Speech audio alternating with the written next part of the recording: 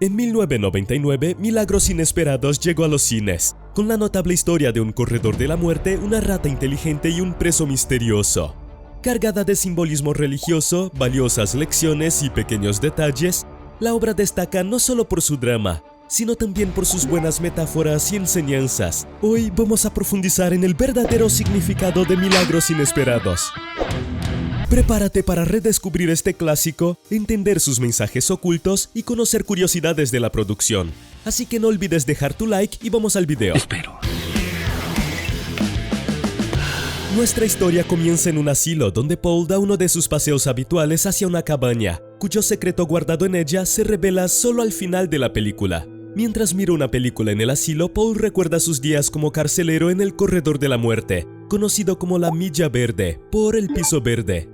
Note que es el mismo color del piso del asilo, simbolizando que los ancianos, al igual que los prisioneros, están en su propio corredor de la muerte. Fue allí, en 1935, donde Paul conoció a John Coffey, un hombre gigante, interpretado por Michael Clarke Duncan, quien a pesar de sus 1,96 metros de altura, necesitó trucos para parecer más alto, ya que David Morse mide 1,92 y James Cromwell 2,10.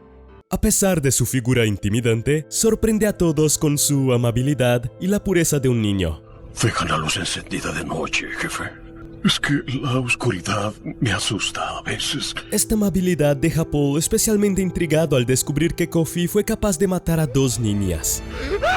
La tensión del corredor se alivia con la llegada del Sr. Jingles, un ratón que pronto se convierte en el inseparable amigo de Dell.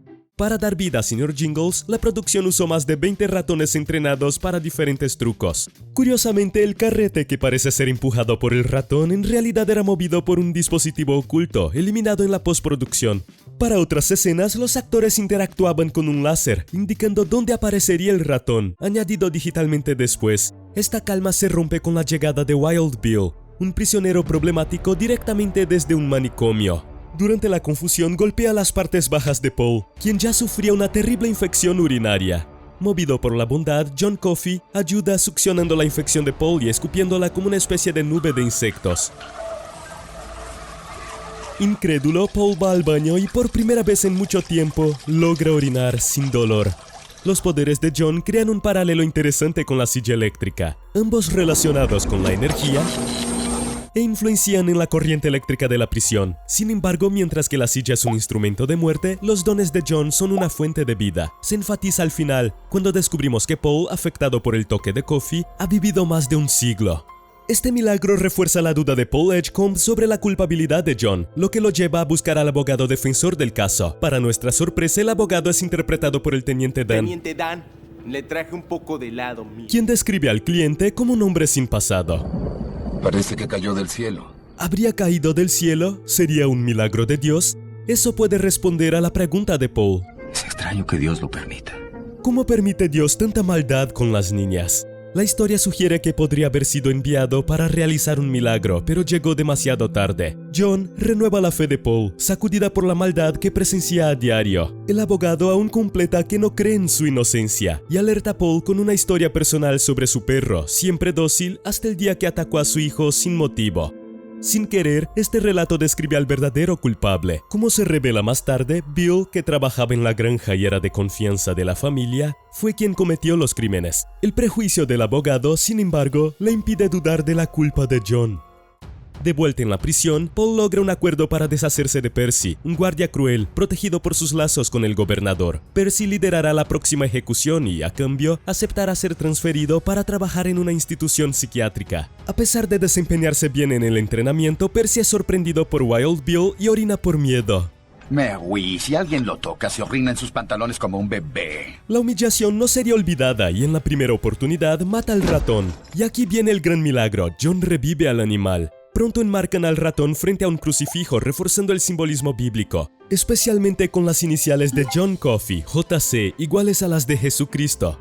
Stephen King dijo: decidí darle las iniciales JC en homenaje al hombre inocente más famoso de todos los tiempos. Estos simbolismos, los milagros y la injusticia contra Coffey intensifican la tristeza por su ejecución y hacen una clara alusión al sacrificio del Hijo de Dios. Su gran cicatriz indica que enfrentó injusticias de las cuales podemos decir que seguramente no merecía. Cuando llega el día de la ejecución de Dell, los guardias inventan una historia sobre llevar a Sr. Jingle a un parque en Florida, lo que permite que el preso camine hasta su ejecución en paz. Dell muestra arrepentimiento, pero Percy, movido por la venganza, desmiente la historia de Mouseville. Es solo un cuento de hadas que te dijeron para mantenerte quieto. Y empeora las cosas al usar una esponja seca, lo que hace que la silla lo frite hasta la muerte, en lugar de la muerte rápida que debería haber sido. La expresión de la madre de la víctima de Dell contrasta con su deseo de venganza. Espero que sepa que el fuego está preparado y los demonios la esperan. Me gusta cómo trabajan la anticipación y manipulan al espectador. El simple gesto de no mojar la esponja nos deja angustiados, debido a lo que se mencionó al principio de la película. ¿Por qué pones esponja sobre su cabeza? Conduce la electricidad directamente al cerebro como una bala. Desde su celda, Coffee siente el dolor de Dell. Lo sentí desde aquí. Y sin querer lo comparte con Sr. Jingles, que acaba huyendo. Su empatía, la capacidad de sentir lo que otros sienten, es motivo por el que llora mientras sostiene a las niñas. He's crying because he feels their pain and what they went through. Impresionado por los milagros, Paul planea llevar al detenido para curar a la esposa del director de la prisión que enfrenta un cáncer terminal. Pero antes necesitan dopar a Wild Bill para poder sacar a John discretamente. Parece haber un error de continuidad aquí. Wild Bill cae en la cama con colchón, pero cuando pidió refresco estaba acostado en el colchón en el piso. Es un error. La esposa del director, condenada a muerte al igual que los prisioneros del pabellón, refuerza la metáfora sobre la vida como un corredor de la muerte, que habitamos desde el nacimiento. John absorbe el tumor de Melinda. Por suerte, no usó esa técnica para sacar la infección de Paul. Esta vez no expulsa el mal como de costumbre. Melinda agradece con un collar de San Cristóbal.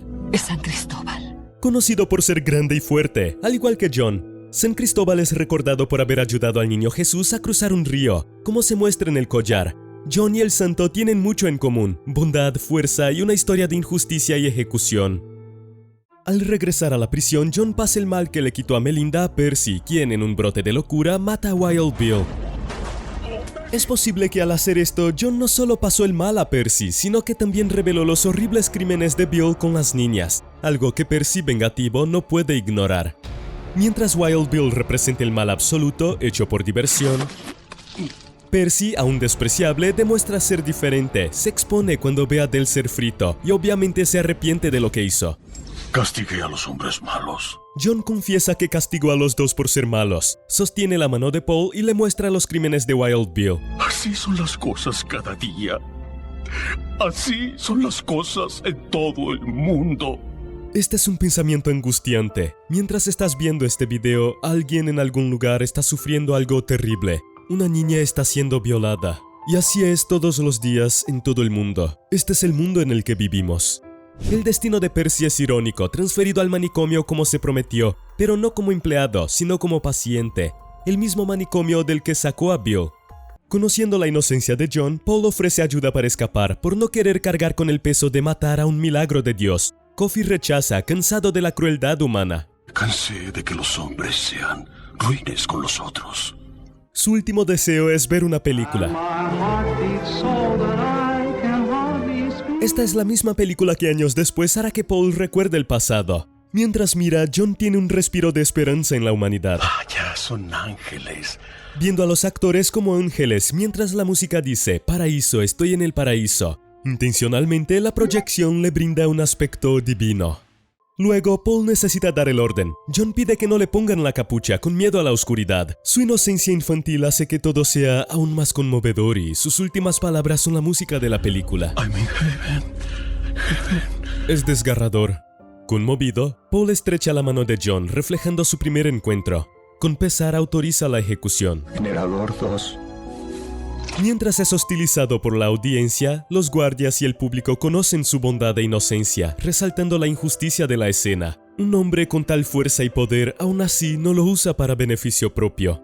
Coffee posee poderes divinos, enfrenta un gran sufrimiento al intentar ayudar a las personas, es condenado injustamente y muerto. El uso de simbolismos religiosos ¿Están hablando de un milagro verdadero? crea una conexión emocional con el público, cierta familiaridad. El director Frank Darabont describe a John Coffey como una de esas almas extraordinarias que aparecen en la historia humana y que el resto de nosotros nos sentimos obligados a exterminar.